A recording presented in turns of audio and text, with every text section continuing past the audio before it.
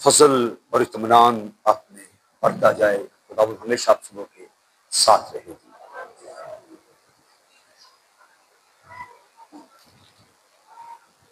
यूहन्ना का पहला खत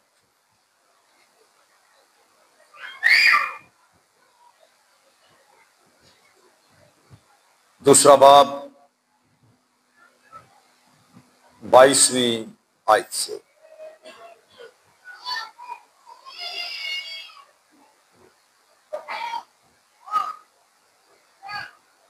यहां पर लिखा है, ध्यान के साथ हम सुनेंगे। यूहन्ना का पहला खत दूसरा बाब और उसकी 22वीं आयत से लिखा है, कौन झूठा है इस सिवा उसके जो यीशु के मसीह होने का इनकार करता है। मुखालिफे मसीह वही है जो बाप और बेटे का इनकार करता है। जो कोई बेटे का इनकार करता है उसके पास बाप भी नहीं। जो बेटे का इकरार करता है उसके पास बाप भी है। सो कलामी हक के पढ़े जाने पर खुदावंद की बरकत हो चुकी।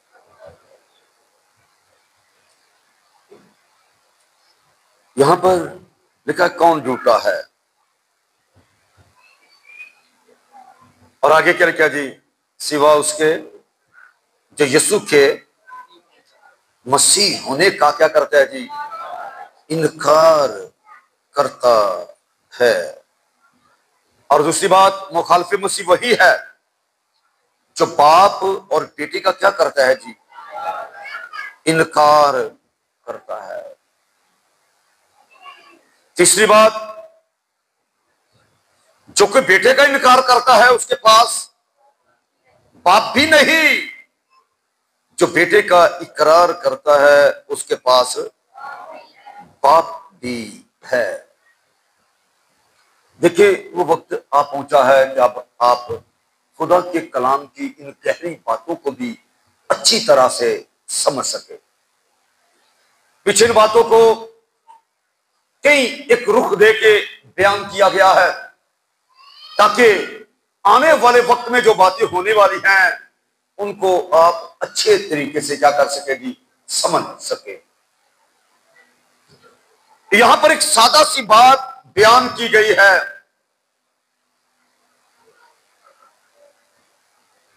जो बेटे का क्या करता है जी, इनकार करता है, वो बाप का भी क्या करता है जी, इनकार करता है। ये 23वीं आयत में लिखा है, जो कोई बेटे का इनकार करता है उसके पास बाप भी नहीं, और जो बेटे का इकरार करता है उसके पास बाप भी है। बेटे का इकरार करना बाप का इकरार करना भी है, और बेटे का इनकार करना बाप का भी इनकार करना है।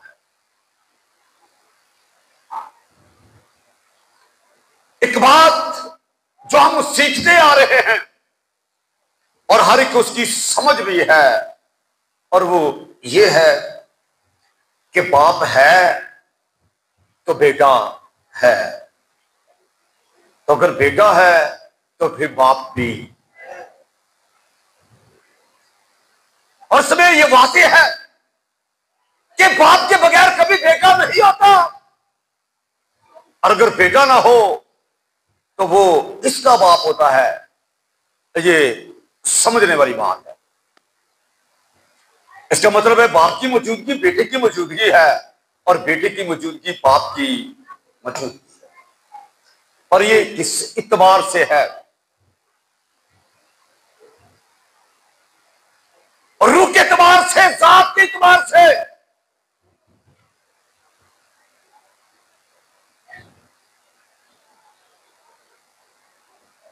अकलुमियत के इत्बार से नहीं। इसलिए जब हम इन बातों को सही तरह से समझ नहीं पाते तो फिर हमें इन बातों को सीखने में मुश्किल भी पेश आती है और कई कई तरह की सोचें बना के आगे बढ़ना शुरू हो जाते हैं और इस तरह से एक गलत तरह की तालीम जो है वो फैलना शुरू हो जाती है। बुनियादी बातों को जानना बहुत ही जरूरी है। मुझे ये बताएं, यीशु कब से है? बोलो ना जी। असल से वो किस सूरत में है? कलमे की सूरत में, रूह की सूरत में वो बाप के अंदर है। इसीलिए यीशु ने कहा मैं बाप में से निकला और आया। अब पहली बात कि वो असल से है, बाप असल से है, बेटा असल से है। और पहले वो किस सूरत में है? कलमे की सूरत में, रूह की सूरत में है। जब वही कलमा मुजस्सम हुआ, उसका नाम क्या रखा गया जी? यीशु। उसने जिस्म इख्तियार किया गया, उसका नाम क्या रखा गया जी? यीशु। यीशु के बारे में लिखा है कि उसके बदन पर कोड़ों की मार पड़ी। बोलो ना जी। उसने हमारी क्या की जी? उस सलीब को, गुनाहों की उस बोझ को, सलीब को हमारे लिए क्या किया जी? उसने अपने कंधे पर उठाया। उसने वो कलवरी का सारा सफर किया, वो सलीब पर लटकाया गया, वो मसलूब किया गया, वो मर गया, वो दफन किया गया और वो तीसरे दिन मुर्दों में से जी गया। अब जब वो बाप के अंदर था, कोड़ों की मार का कुछ जिक्र में मिलता है? बोलो ना जी। कुछ सलीब का जिक्र मिलता है? ना लटकाए जाने का, ना मर जाने का, ना जी उठने का। ये सारी बातें कब शुरू हुई? जब कलमा क्या हुआ जी? मुजस्सम हुआ। जब उसने इंसानी जामा पहना, जब वो इंसानों की मुशाबा हो गया, तो फिर यूहन्ना ने उसके बारे में कहा देखो खुदा का भरा जो जहान के गुनाह उठा ले जाता है। बताना चाहता हूं, जब तक हम उस इलाही जात को, साथे खुदा को, उसके बेटे यीशु को सही तरह से समझ नहीं पाएंगे, सही तरह से लोगों में बयान भी कर नहीं पाएंगे। इसलिए यीशु को अगर जानना है, यानी बाप और बेटे को जानना है, तो फिर हमें जानना होगा कि बाप कब से है और बेटा कब से है। और फिर क्यों उसने इंसानी बदन पहना, क्यों मुआ, और मरने के बाद तीसरे दिन क्या हुआ जी? जी उठा। तो जी उठने के बाद क्या लिखा जी? 40 दिन तक अपने शागिर्दों और दीगर लोगों पर अपने आप को जिंदा जाहिर भी किया। और उसके बाद क्या हुआ जी? बोलो। वो आलमे बाला पर चढ़ गया, जहां से वो आया था वहां पर वापस चला गया। तो उसके आने और उसके वापस जाने का जो वक्त है, उसके अंदर उसने क्या किया? और उससे पहले कहा था, जब तक हम पैदा नहीं हुए, क्या उससे पहले हम नहीं थे? जब इन बातों पर गौर करोगे फिर आपको सही समझ आना शुरू हो जाएगी। जब तक हम पैदा नहीं हुए हम तब भी थे। कहां थे? बाप के सुलभ में।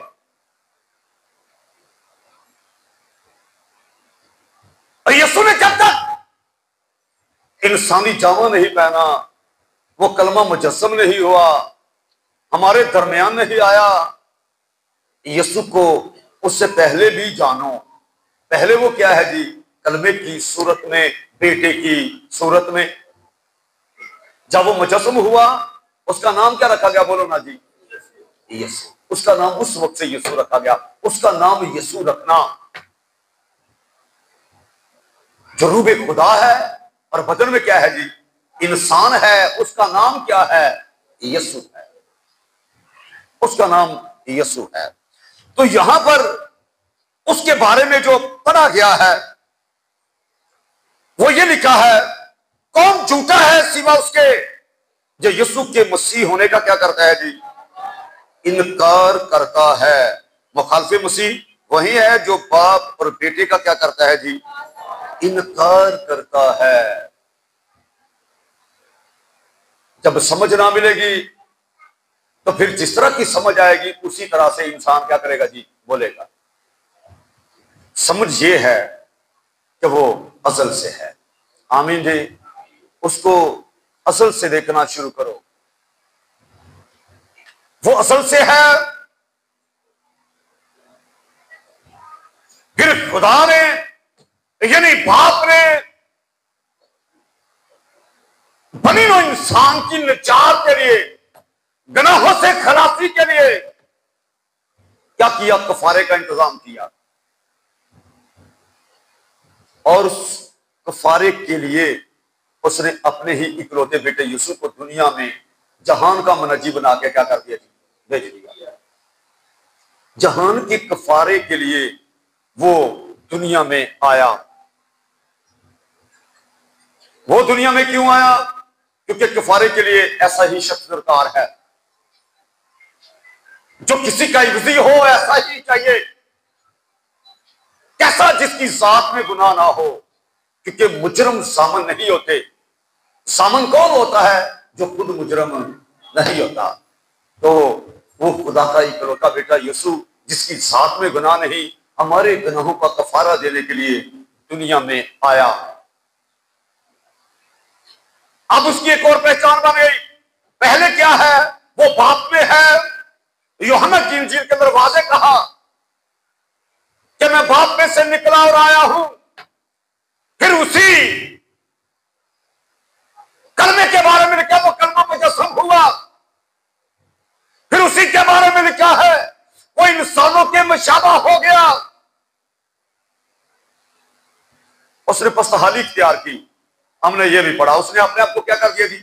खाली कर दिया। और इंसानों के क्या हो गया जी? मुशाबा हो गया। इंसानों के लिए वो इंसान बन गया। जो खुदा का कलमा है वो इंसानों के बदले क्या बन गया जी? इंसान बन गया। यानी वो इंसानी जात नहीं था, वो इलाही जात है। पर इंसानों के बदले क्या बना जी? वो इंसान बना। अब एक और दूसरी पहचान ये है कि वो खुदा का कलमा है, वो खुदा का कदूस है, पर वो इंसानों के वास्ते क्या बन गया जी? इंसान बना। और फिर उसी यीशु को क्या लिखा है जी? खुदावंद का रूह मुझ पर है और उसने मुझे मसा किया है। फिर उसी को क्या किया गया जी? मसा किया गया। यीशु कोई और, मसीह कोई और नहीं, उसी को क्या किया गया जी? मसा किया गया। इसलिए सबसे पहली और बुनियादी बात हमें जो जाननी है वो ये है कि खुदा का कलमा मुजस्सम हुआ और वो इंसान बन के दुनिया में आया। जब वो इंसान बना उसने अपने आप को खाली किया तो उसे रूह से क्या किया गया जी? मसा किया गया। मसीह का मतलब क्या है? मसा किया हुआ। अब यहां पर उसी के बारे में आपने सुना, कौन झूठा है सिवा उसके जो यीशु के मसीह होने का क्या करता है जी? इनकार करता है। सबसे पहले हमें मालूम होना चाहिए कि यीशु ही मसीह है। यीशु ही मसीह है, उसी को मसा किया गया है, कोई और नहीं। दूसरी बात लिखा है मुखालिफ मसीह वही है। कौन? जो बाप और बेटे का क्या करता है जी? इनकार करता है। अब इनकार कैसे होता है? जो बाप और बेटे का क्या करता है जी? इनकार करता है। पहले भी हम कई दफा इन बातों को सुन चुके हैं। और वो क्या सुना गया है? खुदा बाप जो है वो अपने अंदर क्या करता है जी? अपनी जाती कसरत रखता है। उसकी जात की अपनी कसरत है। और वो क्या है कि वो 3 अकादीम हैं, यानी रूह के एतबार से एक, यानी जात के एतबार से एक, जोहर के एतबार से एक, लेकिन शख्सी एतबार से इलाही शख्स होने के नाते वो क्या है जी, अलग अलग। अकलुमियत के एतबार से जुदा जुदा, लेकिन जात जुदा नहीं, रूह एक है। इसलिए जो दुनिया कहती है, पास कहते हैं कि आप 3 खुदाओं को मानते हैं, हम 3 खुदाओं को मानने वाले नहीं, हम एक ही खुदा को मानने वाले हैं। आमीन। वाहिद खुदा पर हम ईमान रखते हैं, वाहिद खुदा जो अपने अंदर क्या करता है जी, जाती कसरत रखता है। उसकी जात की कसरत को अगर ना समझोगे तो फिर यहां पर जो बातें लिखी हैं उनको बेसमझी से बोलते जाओगे, नादानी करोगे। समझ क्या है? हम जिस खुदा को मानते हैं, यहोवा एलोहीम, वो क्या करता है, अपने अंदर जाती क्या करता है जी, कसरत रखता है। यहां पर अददी नहीं, जब अपनी जात की कसरत का जिक्र होता है तो फिर यहां पर गिनती शुरू हो जाती है। गिनती नहीं, अददी कसरत नहीं कहा गया। कौन सी कसरत कहा गया जी? जाती कसरत। और ये कसरत उसकी बातनी कसरत है, बरूनी कसरत नहीं, इंसान की तरह नहीं। ये उसके बातन की क्या है जी, कसरत है। जैसे मैं आपको बताना चाहता हूं, लिखा है, मैं बाप में से निकला और कलमे की सूरत में वो निकला, कलमा मुजस्सम हुआ। तो क्या कलमा बाप के अंदर है कि नहीं? बोलो ना जी। बाप के अंदर निकल के भी कलमा है, यानी ये उसकी बातनी कसरत है। कलमा उसमें से निकला है। जैसे मिसाल के तौर पर मैं बोलता हूं यीशु मसीह खुदा है, तो ये कलमा मेरे मुंह से निकला, मेरे अंदर भी मौजूद है कि नहीं? बोलो ना जी। और ये मैं लफ्जी सूरत में बोल रहा हूं, वो कलमा शख्सी सूरत में है। तसलीस का दूसरा कानून, खुदा का बेटा यीशु है। इसलिए जो कोई बाप पर ईमान रखता है वो बेटे पर भी ईमान रखता है। वो इकरार करता है, वो तस्लीम करता है कि बाप है तो फिर बेटा। बोलो ना जी। एक वाज़ेह समझ है, क्योंकि फिर कहूंगा बाप के बगैर बेटा नहीं है, और इसी तरह बेटे के बगैर बाप भी। अगर किसी का बेटा नहीं, वो किसका बाप है? बोलो ना जी। नहीं। इसलिए बुनियादी बातों को पहले समझना बहुत ही जरूरी है। आइए इस बात को जरा वाज़ेह करने के लिए मैं यूहन्ना की इंजील, जिसके अंदर बाप और बेटे को बड़ा ही वाज़ेह किया गया है, जरा बयान कर दूं।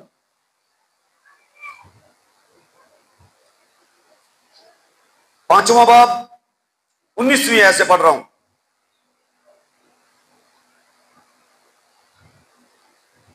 यहां पर लिखा है, बस यीशु ने उनसे कहा, मैं तुमसे सच कहता हूं कि बेटा आपसे कुछ नहीं कर सकता सिवा उसके जो बाप को करते देखता है।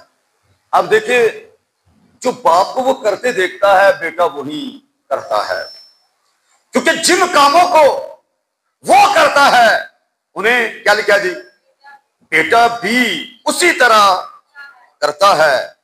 इसलिए कि बाप बेटे को क्या करता है जी, अजीज रखता है, और जितने काम खुद करता है उसे दिखाता है, बल्कि इनसे भी बड़े काम उसे दिखाएगा, ताकि तुम तअज्जुब करो। क्योंकि जिस तरह बाप मुर्दों को उठाता और जिंदा करता है, उसी तरह बेटा भी जिन्हें चाहता है जिंदा करता है। क्योंकि बाप किसी की अदालत भी नहीं करता, बल्कि उसने अदालत का सारा काम बेटे के सुपुर्द किया है, ताकि सब लोग बेटे की इज्जत करें। जिस तरह बाप की इज्जत करते हैं। जो बेटे की इज्जत नहीं करता,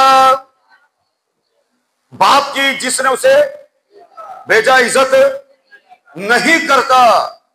मैं तुमसे सच कहता हूं, जो मेरा कलाम सुनता और आगे क्या लिखा जी, मेरे भेजने वाले का यकीन करता है, हमेशा की जिंदगी उसकी है और उस पर सजा का हुक्म नहीं होता, बल्कि वो मौत से निकलकर जिंदगी में दाखिल हो गया है। जो मेरा कलाम सुनता, यीशु के अल्फाज, जो मेरा कलाम सुनता।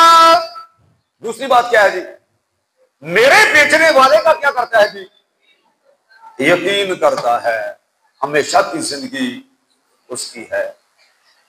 जो बेटे को मानता है, वो बाप को भी क्या करता है जी, मानता है, क्योंकि पहले वो इस बात को तस्लीम कर चुका है कि बाप है तो बेटा है,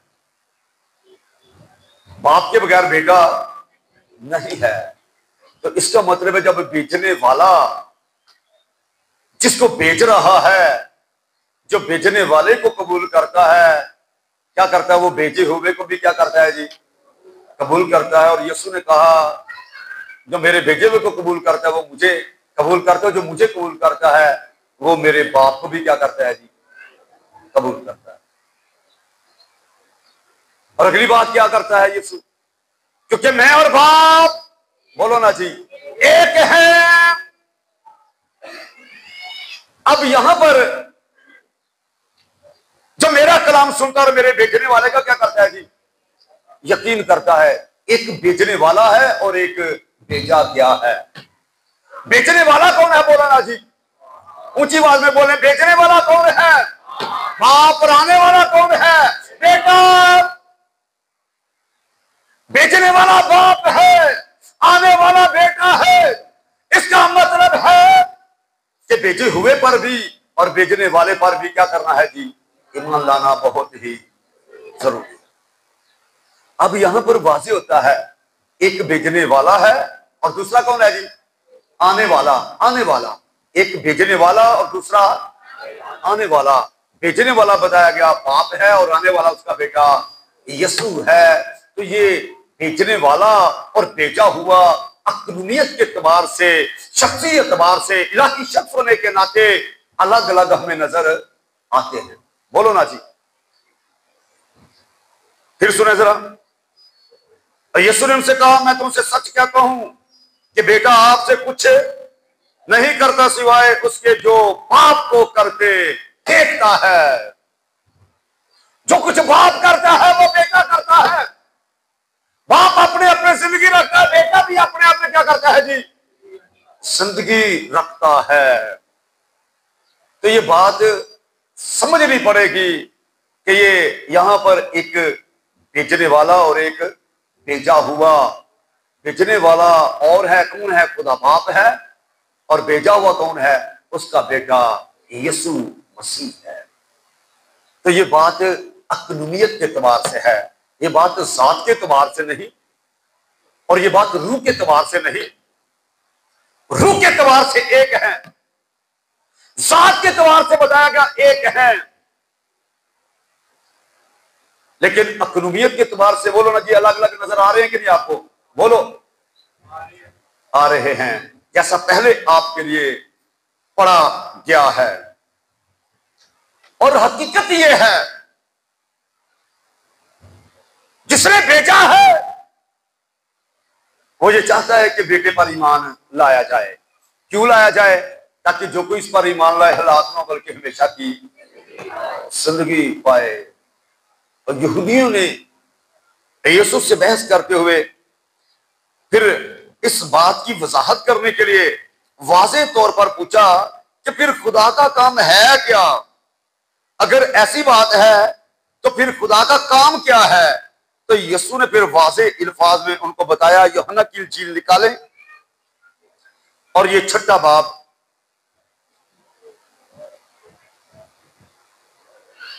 और मैं 28वीं ऐसे पढ़ रहा हूं, सुने जरा गौर से।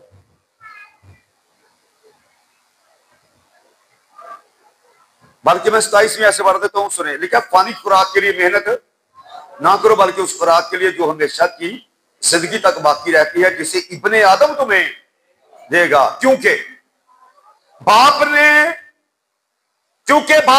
यानी खुदा ने उसी पर क्या की, मोहर की है। बस उन्होंने उससे कहा कि हम क्या करें ताकि खुदा के काम अंजाम दें। तो यीशु ने जवाब में उनसे कहा, खुदा का काम ये है, बेचने वाले का काम ये है कि जिसे उसने बेचा है उस पर ईमान लाओ। बेचने वाले का जो काम करता है, जो बेचने वाले को कबूल करता है, उसकी कबूलियत यह है कि वो उसके बेटे को भी क्या करता है जी, कबूल करता है। खुदा का काम यह है, बेचने वाले का काम यह है कि जिसको उसने भेजा है उस पर क्या करो जी, ईमान लाओ। जब आप भेजे हुए पर ईमान लाते हैं तो फिर वाज़ेह है कि आप बेचने वाले पर भी क्या करते हैं जी, ईमान लाते हैं। जब आप बेटे पर ईमान रखते हैं तो इसका मतलब है आप बाप पर भी ईमान रखते हैं। अगर आप बाप पर ईमान रखते हैं तो फिर इसका मतलब है आप बेटे पर भी ईमान रखते हैं। आमीन। अब इस बात को और वाज़ेह करने के लिए और यीशु मसीह ने ये बातें तोमा से भी की, फिलिप्पस से भी हमें ये बातें करते हुए नजर आते हैं। और ये यूहन्ना की इंजील उसके 14वें बाब को निकालें जरा और सुने गौर से।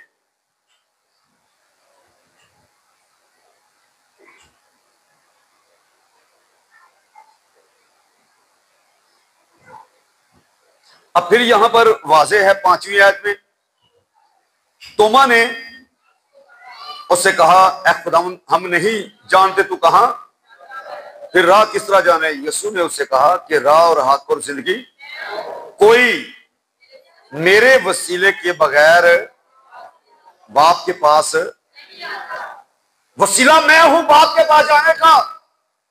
यीशु वसीला है, जाना किसके पास है, बाप के पास है। अक्नुमियत वाज़ेह है।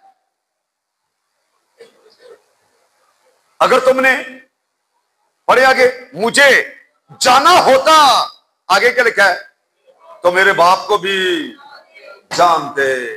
अगर मुझे जाना होता तो मेरे बाप को भी क्या करते जी।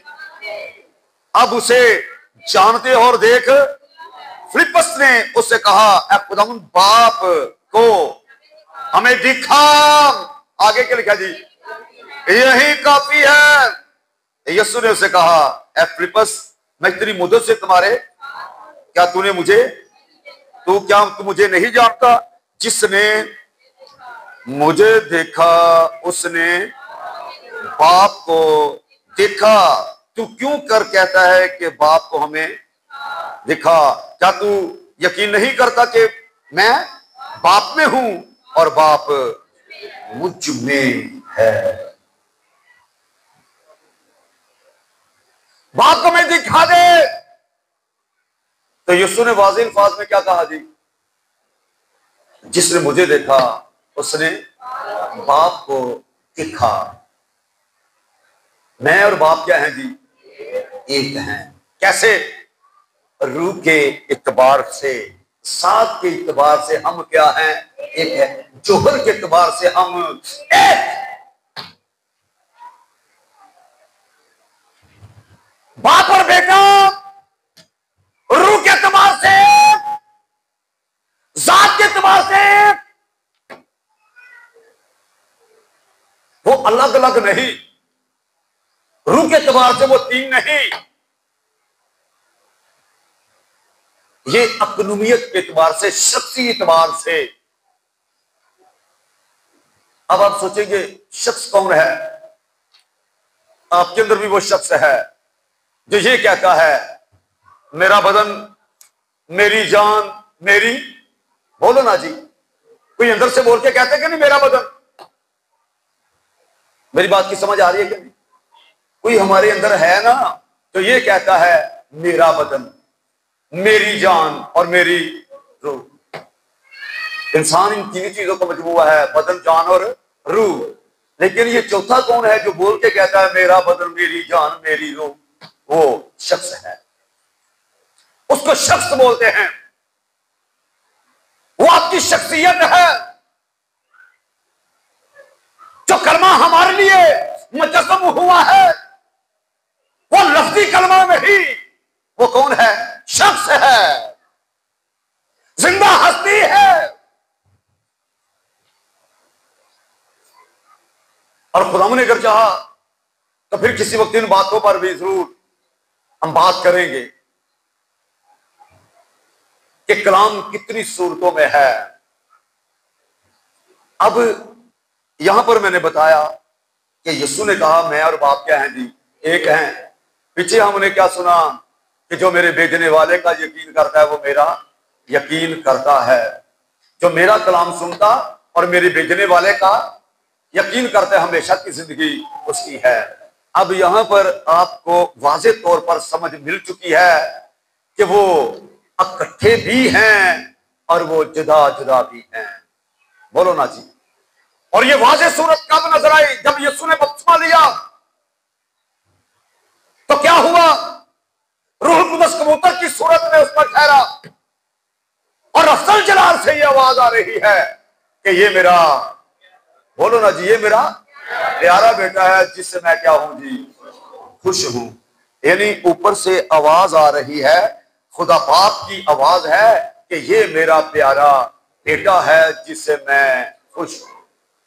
अब देखो ना जी, एक नीचे है और एक ऊपर है।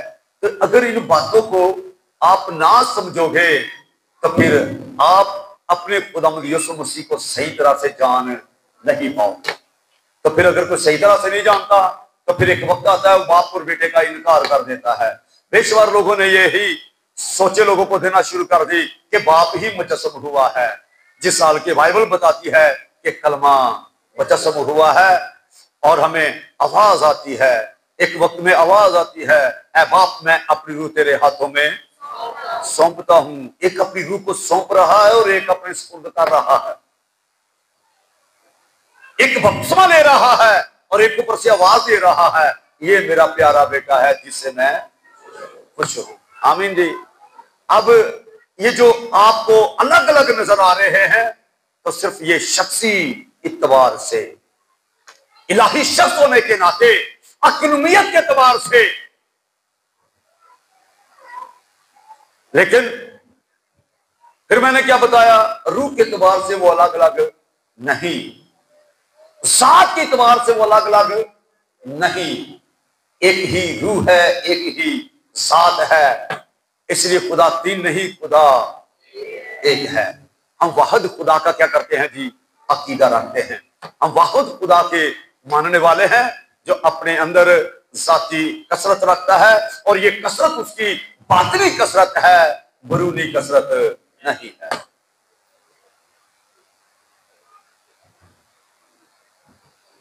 अब जो बातें मैंने आपके लिए पढ़ी जरा वापस आए।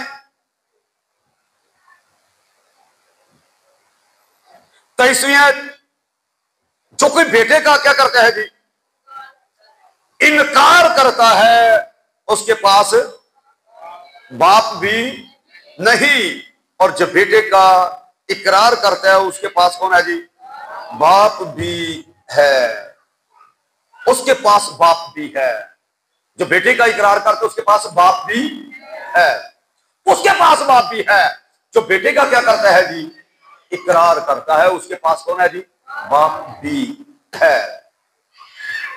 अब मैं बताना चाहता हूं किताब मुकद्दस के अंदर बेशुमार ऐसी आयात हैं जिनका लोगों को समझना क्या हो गया, बहुत ही मुश्किल हो गया है। और फिर वो पढ़ते हैं तो फिर या तो किसी से सीख रहे हैं, दुरुस्त हो जाएगा। तो अगर सीखना नहीं तो फिर वो गलत सोच बनाना शुरू कर देंगे और बेशुमार लोग ऐसी गलत सोचें बना चुके हैं। मैं यूहन्ना की इंजील में से आपके लिए एक आयत पढ़ना चाहता हूं ताकि आप पर वाज़ेह हो जाए कि लोग किस तरह की कमजोर सोचें बना के एक गलत तरह की तालीम को फैला रहे हैं। यूहन्ना की मार्फत लिखी गई इंजील उसका 12वां बाब और उसकी ये 36वीं आयत है। अगर ना समझेंगे तो फिर कौन सी गलतियां करेंगे। यहां पर लिखा है 36वीं आयत में, जब तक नूर तुम्हारे साथ है, आगे क्या लिखा जी, नूर पर ईमान लाओ। आगे क्या लिखा है, ताकि नूर के फर्जंद बनो। अब अगर समझ ना आई तो फिर यहां पर फैसला करना बहुत ही मुश्किल हो जाएगा। याद रखो मेरी बात को, ये मैं उस आयत की बात कर रहा हूं जिस पर बेशुमार लोग गलत तरह की सोचें बना रहे हैं।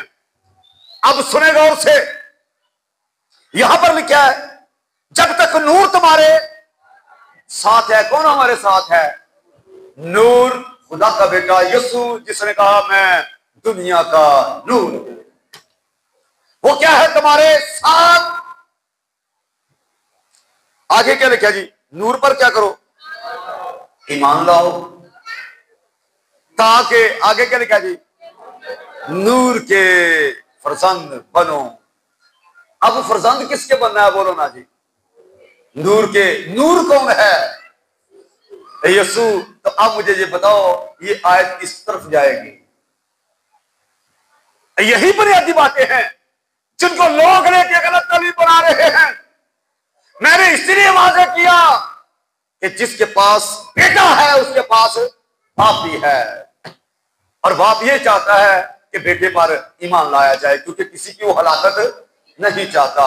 और बेटा कहता है जो मेरी बातें सुनता और मेरे भेजने वाले का यकीन करता है, हमेशा की जिंदगी उसकी है। जिसके पास बेटा है ना, उसके पास बाप भी है, और जिसके पास बाप है उसके पास बेटा भी है। वो रूह के एतबार से जुदा जुदा नहीं, जात के एतबार से जुदा जुदा नहीं, वो एक है। बात अकनुमियत की है। यहां पर जो दोनों का भी वाज़े हैं, पहला भी और दूसरा भी, बाप भी और बेटा भी। दोबारा सुन ले जरा,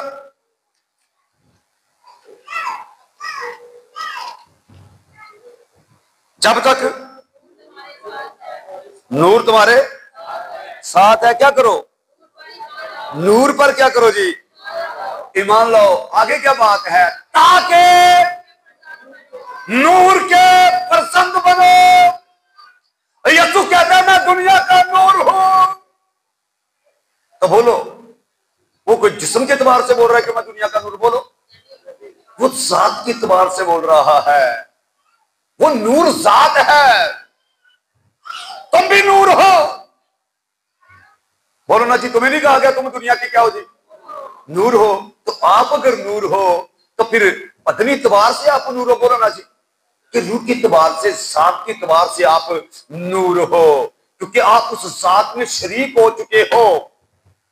नूर को कबूल करने के सबब से, नूर पर ईमान लाने के सबब से आप उस सलाही जात में क्या होगे जी? शरीक हो गए। आपकी शराकत बाप और उसके बेटे यीशु के साथ हो गई। जब तक नूर तुम्हारे पास है, साथ है, नूर पर क्या करो जी? ईमान। उस पर ईमान लाओ। क्या ईमान लाओ? कि वो नूर है। कैसे नूर है? नूर के सबब से नूर है। आमीन जी। बाप नूर है तो बेटा क्या है? बोलो ना जी, वो भी नूर है। जिन्हीं के बाप नूर है और बेटा नूर नहीं। बाप नूर है, जिस तरह बाप अपने अपनी जिंदगी रखता है उस तरह बेटा भी अपने आप में जिंदगी रखता है। बाप नूर है तो बेटा भी क्या है? नूर है। इसलिए क्या लिखा है? जब तक नूर तुम्हारे साथ है, नूर पर ईमान लाओ ताकि नूर के फर्जंद बनो। नूर पर ईमान लाना, मसीह पर ईमान लाना, हकीकत में खुदा बाप पर ईमान लाना है। आमीन। तो जब हम मसीह को कबूल करते हैं तो मसीह को कबूल करने के सबब से ही तो हम खुदा के फर्जंद बनते हैं। बोलो ना जी, हमारी जो फर्जंदियत है मसीह के बगैर है। बोलो ना जी, मसीह के बगैर खुदा के साथ को रिश्ता जोड़ के दिखा दो मुझे। बोलो ना जी। आप नूर हो तो मसीह के सबब से, आप में हमेशा की जिंदगी है तो मसीह के सबब से, आपकी दुआएं खुदा बाप के पास पहुंच रही हैं तो मसीह के, आपकी बात तक रसाई है तो कैसे? मसीह के स्वभाव से कोई मेरे वसीला के बगैर बाप तक जा। हमारी रसाई है तो मसीह के वसीला से, और खुदा बाप के साथ हमारा रिश्ता है तो वो भी, बोलो ना जी, मसीह के बगैर हमारा बाप के साथ कोई वास्ता नहीं है। यीशु दरमियानी है। हमने मसीह को कबूल किया। मसीह खुदा का क्या है, बेटा है। तो मसीह को कबूल करने के स्वभाव से लिखा, जितनों ने उसे कबूल किया, जितनों ने नूर को कबूल किया, उसने उन्हें खुदा के फर्जंद बनने का हक बख्शा। आमीन। नूर पर ईमान लाना, नूर को कबूल करना, नूर के फर्जंद बनना है। आमीन। इसलिए इन बातों को अगर ना समझोगे तो फिर कई तरह की गलत तालीमात में बंट जाओगे। इनको जानो। जितनों ने क्या लिखा जी, उसे कबूल किया, उस पर ईमान लाए, उसने उन्हें क्या किया जी, खुदा के, बोलो ना जी, खुदा के फर्जंद बनने का, नूर के फर्जंद बनने का हक बख्शा। ये हक हमें उस नूर के सबब से मिला है जो हमारे साथ है, जिस पर हम ईमान लाए हैं। उसी के वसीला से हम नूर के फर्जंद बनते हैं। आमीन। हम खुदा बाप के क्या बनते हैं जी, फर्जंद बनते हैं। इसलिए अगर आप तस्लीस को, पाक तस्लीस को सही तरह से ना समझोगे, उसकी अकनुमियत को ना जानोगे, ये ना जानोगे कि वो रूह के एतबार से एक हैं, सात के एतबार से एक हैं, लेकिन अकनुमियत के एतबार से वो एक नहीं है। शख्सी एतबार से बाप है, और फिर बेटा है, और फिर रूहुल कुद्दस है। ये इलाही शख्स होने के नाते अलग अलग हैं, लेकिन क्योंकि मैंने बताया रूह एक है, साथ एक है, इसलिए खुदा तीन नहीं, खुदा एक है। आमीन। हम तीन खुदाओं को नहीं, हम एक ही खुदा को मानते हैं, जो अपने अंदर क्या करता है, जाती कसरत रखता है। और ये कसरत उसकी बरूनी कसरत नहीं, ये उसकी बातनी कसरत है, उसके अंदर की कसरत है। इसलिए अगर अलग अलग उनको देखना है तो फिर अकनुमियत के एतबार से जानो, अगर उनको एक जानना है तो रूह के एतबार से जानो। बाइबल की आपको समझ आना शुरू हो जाएगी। आमीन। मैंने यहां पर जो पढ़ा, आप बोलने वालों ने अभी मेरे साथ क्या बोला, दोबारा सुन ले जरा, आप खुद ही बोल देंगे। क्या लिखा है, जब तक नूर तुम्हारे साथ है, क्या करो जी, नूर पर ईमान लाओ। आगे क्या लिखा है, ताकि नूर के फर्जंद बनो। तो ये अगर समझ ना हुई तो फिर आप और तरह की सोच बना दोगे। सोच मैंने आपको बताई, हतमी बातें ये हैं कि हमारा बाप के साथ अगर रिश्ता है तो फिर यीशु के वसीला से, आमीन, नूर के वसीला से, हम नूर के फर्जंद से मुराद खुदा के फर्जंद। फर्जंदियत मसीह के साथ नहीं जुड़ती, क्योंकि वो खुदा का फर्जंद है, वो फर्जंद है। इसलिए लिखा है, फिर कहूंगा, जितनों ने, पहला बात निकाले जरा गौर से सुने, यूहन्ना की इंजील पहला बाब,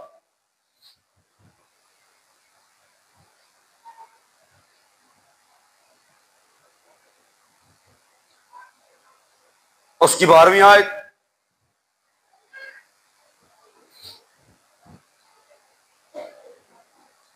क्या लिखा है, लेकिन जितनों ने उसे क्या किया जी, उसको कबूल किया, उसने उन्हें क्या किया जी, खुदा के फर्जंद बनने का हक बख्शा। जितनों ने उसे कबूल किया। तो हकीकत यह है कि यह बात कबूलियत की है, कबूलियत वालों को इसकी समझ मिलती है। ये मुकाशफा उन पर खुलता है जो इस बात को जानते हैं कि हमारा रिश्ता बाप के साथ किसके वसीला से है। मसीह को अगर कोई कबूल नहीं करता तो फिर मुझे उसे बाप क्या के दिखा दे जरा, उसे मालूम हो जाएगा कि मैं उसका बेटा कैसे हूं।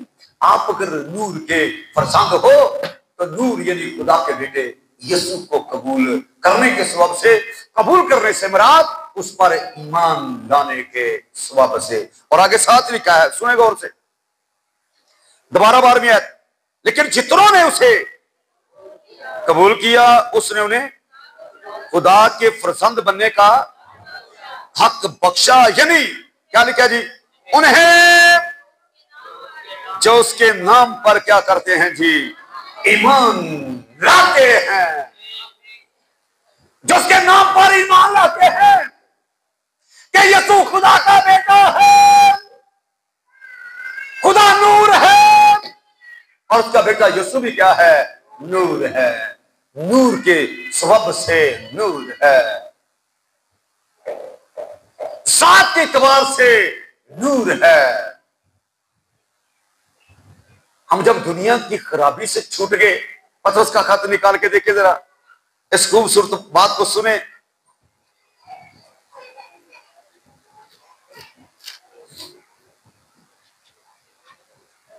और यहां पर बड़ी प्यारी बात लिखी है, पतरस का दूसरा खत पहला बाब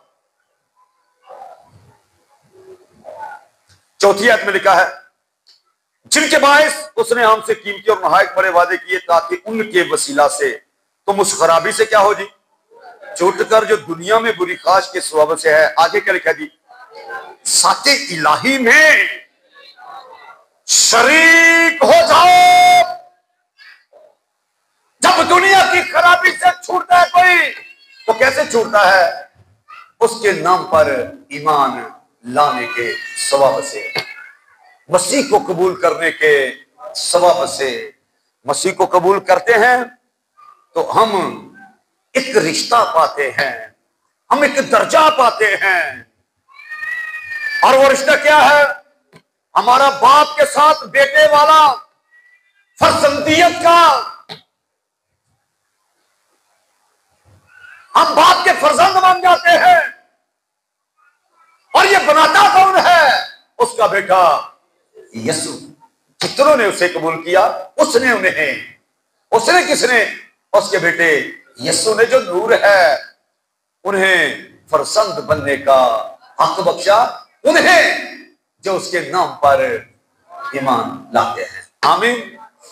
तो बेटे पर ईमान लाना, बाप पर ईमान लाना है। जिसके पास बाप है उसके पास बेटा भी है, और जिसके पास बेटा है उसके पास बाप भी है।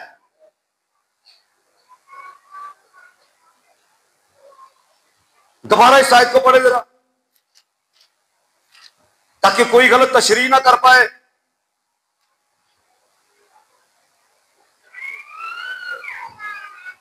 यूहन्ना की मार्फत लिखी गई इंजील 12वां बाब 36वीं आयत, क्या लिखा है यहां पर, जब तक नूर तुम्हारे साथ है, क्या करो जी, नूर पर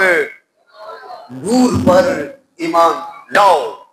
तो नूर पर ईमान लाना क्या है, नूर पर ईमान लाना नूर को कबूल करना है। तो जो नूर को कबूल करता है वो बाप को क्या करता है जी, कबूल करता है। यीशु ने कहा मैं बाप में से निकला और आया। इसलिए जब तक नूर तुम्हारे, नूर पर क्या करो जी, उस पर ईमान लाओ। ईमान लाओ कि वो खुदा का बेटा है, वो असल में बाप के साथ था, उसमें जिंदगी थी और वो जिंदगी आदमियों का नूर। अब सुने गौर से, नूर तारीकी में चमकता है, तारीकी उसे कबूल नहीं करती। इसलिए जो तारीकी के फरजंद हैं वो इस बात को भी कबूल नहीं करते, पर जो नूर के फरजंद हैं वो इस बात को कबूल करते हैं कि उसका बेटा यीशु दुनिया का नूर है। यीशु ने कहा मैं नूर होकर आया, मैं नूर होकर आया हूं, मेरे वसीला से तुम भी क्या हो, नूर हो। मैं फरजंद हूं, मेरे वसीला से तुम भी क्या हो जी, बाप के फरजंद हो। इसलिए जब तक कोई नूर को कबूल ना करे, नूर पर ईमान ना लाए, कोई नूर का फर्जंद यानी खुदा का फर्जंद बन ही नहीं सकता। एक और आयत मैं आपके लिए पढ़ना चाहूंगा जरा। इन बातों को पढ़ने से ही इन बातों की समझ भी हमें मिलती है।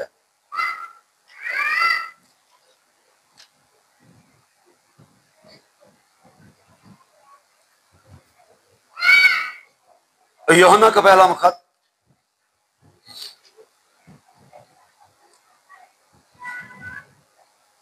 सुने गौर से, 23वीं से पढ़ रहा हूं। यहां पर लिखा है, कौन झूठा है सिवा उसके जो यीशु के मसीह होने का इनकार करता है। मुखालिफ मसीह जो बाप और बेटे का क्या करता है जी, इनकार करता है। जो कोई बेटे का इनकार करता है उसके पास बाप भी नहीं, और जो बेटे का इकरार करता है उसके पास बाप भी है। जो तुमने शुरू से सुना है वही तुम में कायम रहे। शुरू में क्या सुना? शुरू में ये सुना कि असल में कलमा था और वो कलमा खुदा के साथ था और वो कलमा खुदा था। जो तुमने शुरू से सुना है अगर वो तुम में कायम रहे तो तुम भी, आगे क्या लिखा जी, बेटे और बाप में कायम रहोगे। बेटे में भी और बाप में भी क्या हो जाओगे जी, कायम रहोगे। जो बेटे में कायम है वो बाप में भी कायम है, और जो बाप में कायम है वो बेटे में भी कायम है, क्योंकि बाप और बेटा एक है। इसलिए जब तक नूर तुम्हारे साथ है, नूर पर क्या करो जी, ईमान लाओ। अगली बात क्या है, ताकि, वजह क्या, ताकि नूर के फरजंद बनो।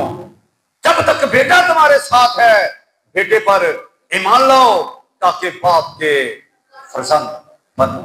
आमीन जी। ये है इसकी तशरीह, यह है इसकी वसाहत कि जिसके पास बाप है उसके पास बेटा भी है, और जिसके पास बेटा है उसके पास बाप भी है। आमीन। इनको रूह के एतबार से अलग अलग ना जानो। अगर अलग अलग नजर आपको आते हैं तो इलाही शख्स होने के नाते अकलूमियत के एतबार से आपको अलग अलग नजर आते हैं।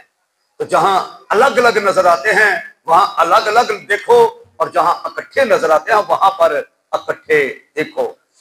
यूहन्ना 3 जो आयत आपने 12वें बाब में से सुनी है, जब तक नूर तुम्हारे साथ है नूर पर ईमान लाओ। तो जब तक नूर तुम्हारे साथ है यानी बेटा तुम्हारे साथ है, बेटे पर ईमान लाओ, क्योंकि बेटे पर ईमान लाना हकीकत में बाप पर ईमान लाना है। आमीन। तो ये बात है, जब तक नूर तुम्हारे साथ है, नूर तुम्हारे साथ है, नूर पर ईमान लाओ, ताकि, आगे वजह बयान की जाए, ताकि तुम क्या करो जी, नूर के फरजंद बनो। इससे ऊपर खत निकाले, आखिरी बातें पढ़ने लगाऊं, फिर हम बंद करते हैं।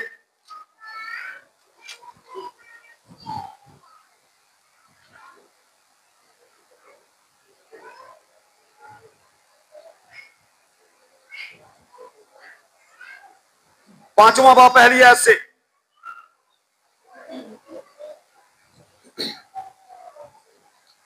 यहां पर लिखा, बस अजीज फरजंदों की तरह, किनकी तरह लिखा जी, अजीज फरजंदों की तरह। 5 फरजंदों की हो रही है। कौन से फरजंद? जिन्होंने मसीह को कबूल किया है। बस अजीज फरजंदों की तरह खुदा की, अजीज फरजंदों की तरह मानंद किसकी बनना है? खुदा। तो यहां पर खुदा बाप का जिक्र किया गया, उसकी मानंद बनो और मोहब्बत से चलो, जैसे मसीह ने भी तुमसे क्या की जी, मोहब्बत की, और हमारे वास्ते आपने आपको खुशबू की मानंद खुदा की नजर करके कुर्बान किया। और जैसा कि मुकद्दसों को मुनासिब है कि तुम में हरामकारी और किसी तरह की नापाकी या लालच का जिक्र तक ना हो, और ना बेशर्मी और बेहुदा गोई और ठट्ठाबाजी का, क्योंकि ये लायक नहीं, बल्कि बरक्स इसके शुक्रगुजारी हो, क्योंकि तुम ये खूब जानते हो कि किसी हरामकार या नापाक या लालची की जो बुत परस्त के बराबर है मसीह और खुदा की। किन किन की लिखा है? मसीह और खुदा की, यानी बाप और बेटे की बादशाही में कुछ मेरास नहीं। मसीह और खुदा की छठी है, कोई तुमको बेफायदा बातों से धोखा ना दे। मसीह और खुदा की बादशाही, बाप और बेटे की बादशाही, कोई तुमको धोखा ना दे, क्योंकि इन ही गुनाहों के सबब से नाफरमानी के फर्जंदों पर खुदा का गज़ब नाज़िल होता है। फरमानी के फर्जंदों पर बस उनके कामों में शरीक, क्योंकि तुम पहले तारीकी थे, जब तक नूर को कबूल नहीं किया तुम तारीकी थे, मगर अब खुदावंद में, इस तरह बोलना है, मगर अब खुदावंद में क्या हो जी? नूर हो। बस नूर के फर्जंदों की तरह, खुदा के अजीज फर्जंदों की तरह चलो। इसलिए कि नूर का फल हर तरह की नेकी और रास्तबाजी और सच्चाई है। इसलिए जरूरी है, पहले तुम तारीकी थे, पर जब से आपने नूर को कबूल किया, नूर पर ईमान लाए हो, तो अब क्या लिखा है? बस अजीज फर्जंदों की तरह खुदा की मानीद बनो। क्योंकि तुम पहले क्या थे जी? तारीकी थे, मगर अब खुदावंद में नूर। बस नूर के फर्जंदों की तरह क्या करो जी? चलो, नूर के फर्जंदों की तरह। जब तक नूर तुम्हारे साथ है, नूर पर ईमान लाओ, ताकि नूर के फर्जंद बनो। अब जिस बात को वाजे करने के लिए इन सब बातों को आपके सामने रखा गया है, वो ये है कि बाप और बेटा रूह के एतबार से, यानी साथ के एतबार से वो एक है, और अकलूमियत के एतबार से अलग अलग। इसलिए लिखा है, जिसके पास बेटा है उसके पास बाप भी है, और जिसके पास बाप है उसके पास बेटा भी है। मैं और बाप क्या है जी? एक जात के एतबार से, रूह के एतबार से मैं और बाप एक हैं। जो मेरे भेजे हुए को कबूल करता है वो मुझे, और जो मुझे कबूल करता है वो मेरे भेजने वाले को कबूल करता है। तो यीशु भेजा गया, बेटा भेजा गया, बाप भेजने वाला है। तो बेटे पर ईमान लाना, बाप पर ईमान लाना है। आमीन। क्योंकि अगर कोई बेटे पर ईमान लाए तो ये हो ही नहीं सकता कि वो बाप पर ईमान ना लाए, और जो कोई बाप पर ईमान रखता है ये हो ही नहीं सकता वो बेटे पर ईमान। बोले ना जी, ये कैसे होगा? बाप पर ईमान लाना क्या है जी? बेटे पर ईमान लाना। वजह, क्योंकि बाप के बगैर बेटा नहीं, और बेटे के बगैर बाप नहीं। बाप है तो बेटा है, बेटा है तो बाप है। इसलिए बेटे पर ईमान लाना बाप पर ईमान लाना है, और बाप पर ईमान लाना बेटे पर ईमान लाना है। बाप का काम यह है कि बेटे पर ईमान लाओ, और बेटे की सोच यह है कि मेरे भेजने वाले को कबूल करो।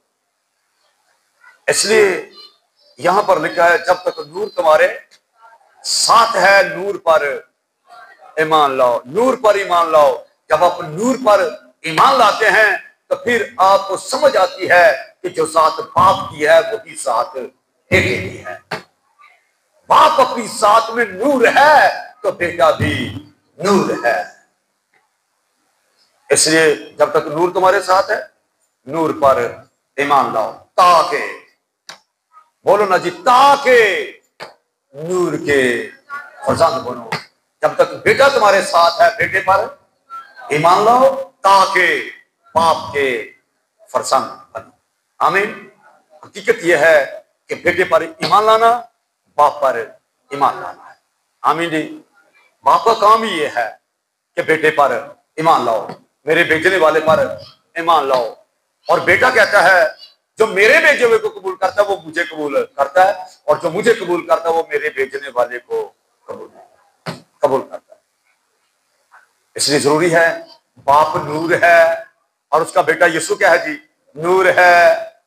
हम जब उस इलाही जात में शरीक हो गए, नूर जात में शरीक हो गए, तो तुम भी उस जात के सबब से, नूर जात को कबूल करने के सबब से तुम भी दुनिया के नूर हो।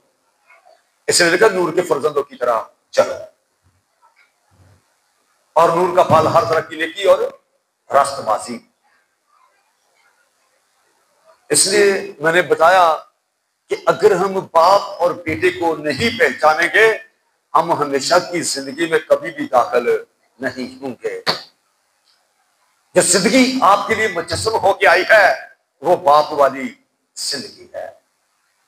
खुदा बाप वाली जिंदगी मुजस्सम होके आपके दरमियान आई है।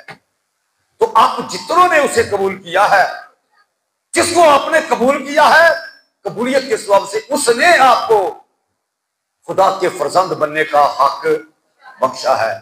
फिर कहूंगा, आपका अगर बाप के साथ कोई रिश्ता है तो वह यीशु के वसीला से है। आमीन।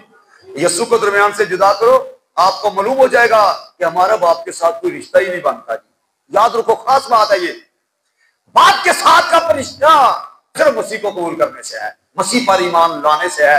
यानी जो उसके नाम पर ईमान लाते हैं, जो नूर पर ईमान लाते हैं। नूर पर ईमान लाना बहुत ही जरूरी है ताकि नूर के खुदा बाप के फरजंद बनो। आमीन। बेटे पर ईमान लाओ ताकि बाप के फरजंद बनो, क्योंकि अगर बेटे पर कोई ईमान नहीं लाएगा तो वो बाप का फरजंद कभी हो ही नहीं सकता। बाप का फरजंद नहीं तो वो नूर का फरजंद कभी हो ही नहीं सकता, क्योंकि बाप नूर है तो बेटा नूर है, बेटा नूर है तो बेटे को कबूल करने के सबब से हम भी नूर हैं। आमीन। इसलिए इन बातों को अगर नहीं समझोगे, गलत तशरीह करोगे, लोग सवाल करते हैं, आपके पास कोई जवाब ही नहीं होगा। आपके पास जवाब होना चाहिए क्या? कि बाप पर ईमान लाना, बेटे पर ईमान लाना। आमीन जी। क्योंकि ये लिखा है, जिसके पास बेटा है उसके पास बाप भी है, उसके पास बाप भी है। जिसके पास बेटा है उसके पास बाप भी है, और जिसके पास बाप है उसके पास बेटा भी है, क्योंकि वो दो नहीं बल्कि एक है। आमीन। लेकिन ये समझना है कि ये सात की बात है, सात के एतबार से, ये बात रूह के एतबार से है। शख्सी इलाही शख्स होने के नाते ये बात नहीं। इलाही शख्स की बात जब आएगी तो फिर आपको समझ आएगी जो कुछ यीशु ने आप पर वाजे किया है। और ये दोबारा सुन लें, जब बात शख्स की आएगी तो फिर आपको ये भी पढ़ना पड़ेगा। ये मैं 5वें बाब की 19वीं आयत दोबारा पढ़ रहा हूं। बस यीशु ने उनसे कहा, मैं तुमसे सच कहता हूं, बेटा आपसे कुछ नहीं करता सिवा उसके जो बाप को करते देखता है। शख्सी एतबार से आपको इस बात को समझना होगा कि जो कुछ बाप करता है वो बेटा करता है, क्योंकि जिन कामों को वो करता है उन्हें बेटा भी क्या करता है, उसी तरह करता है। इसलिए कि बाप बेटे को क्या करता है जी? असीज रखता है। जितने काम खुद करता है उसे दिखाता है। बाप जो कुछ करता है बेटे को दिखाता है, बल्कि इनसे भी बड़े बड़े काम दिखाएगा ताकि तुम ताज्जुब करो। क्योंकि जिस तरह बाप मुर्दों को क्या करता है जी? उठाता और जिंदा करता है, उसी तरह बेटा भी जिन्हें चाहता है जिंदा करता है। फिर शख्सी एतबार से आपको ये समझना पड़ेगा कि जो काम बाप करता है वो बेटा भी करता है। बाप मुर्दों को जिंदा करता है, बोलो ना जी, बेटा भी मुर्दों को जिंदा करता है। बाप अपने आप में क्या करता है जी? जिंदगी रखता है। बेटा भी अपने आप में जिंदगी रखता है। और वो फर्क जिंदगी नहीं, बाप वाली और बेटे वाली जिंदगी फर्क जिंदगी नहीं, जो बाप वाली जिंदगी है वही बेटे वाली जिंदगी है। और आपने बेटे को कबूल किया है, बेटे पर ईमान लाए हो, तो आपके अंदर भी बाप वाली जिंदगी है। आमीन। उसमें जिंदगी थी और वो जिंदगी आदमियों का नूर। जब वो जिंदगी बाप वाली जिंदगी हमारे अंदर आती है तो फिर वो जिंदगी आदमियों का नूर बनती है। इसलिए जब तक नूर तुम्हारे साथ है, नूर पर ईमान लाओ ताकि नूर के फर्जंद बनो। जब तक बेटा तुम्हारे साथ है, बेटे पर ईमान लाओ, बेटे पर ईमान लाओ ताकि खुदा बाप के फर्जंद बने। ये है बात। ये अकदमियत को और उसकी जात को समझने वाली बात है। जिसके पास बेटा है उसके पास बाप भी है, उसके पास बाप भी है। आमीन जी। और जिसके पास बेटा नहीं उसके पास बाप भी। खुदा इस कलाम के वसीला से मुझे